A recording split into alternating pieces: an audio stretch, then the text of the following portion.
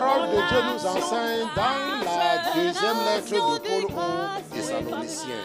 Dans 2 Thessaloniciens, chapitre 3, versets 10 à 11, la parole de Dieu dit: car aussi, lorsque nous étions chez vous, nous vous déclarions expressément que si quelqu'un ne veut pas travailler, il ne doit pas manger aussi. Cependant, nous apprenons que parmi vous, quelques-uns vivent dans le désordre, ne travaillent point et s'occupent des choses inutiles.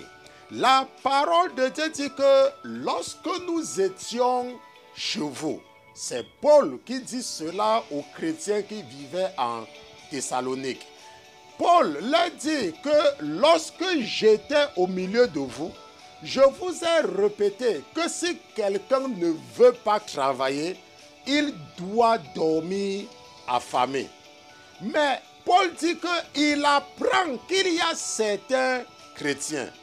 Paul dit qu'il apprend qu'il y a certains chrétiens qui vivent dans le désordre.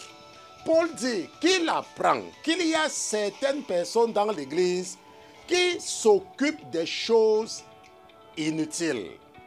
Je ne sais pas comment l'ennemi a réussi à t'encourager à fermer ta boutique pendant une semaine parce que tu vas prier à la montagne.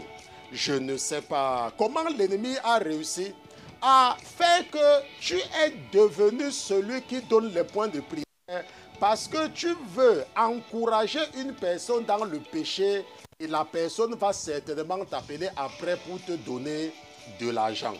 Je ne sais pas comment l'ennemi s'arrange à faire de toi un chrétien feignant et paresseux qui croit que c'est en priant du matin jusqu'au soir qu'un ange viendra déposer la nourriture sur sa table. Je ne sais pas comment l'ennemi a réussi à t'encourager dans la paresse au point où tu es devenu champion pour encourager le commérage dans l'église. Parce que tout ce que tu fais, c'est de parler du bien aux membres de l'église qui te donnent de l'argent de temps à autre.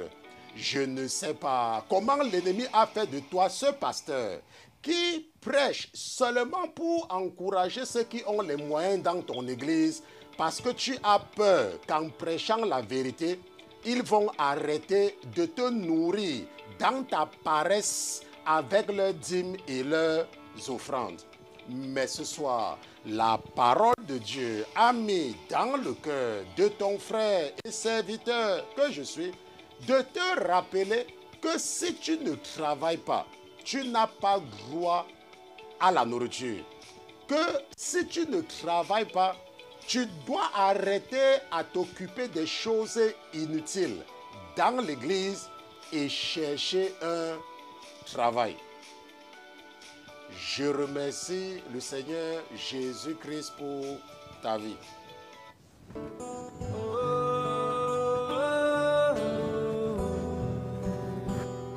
Si cette vidéo t'a béni comme elle a béni d'autres personnes, alors abonne-toi. Active la cloche de notification pour ne rien manquer et surtout partage à d'autres personnes pour qu'ils soient bénis comme toi.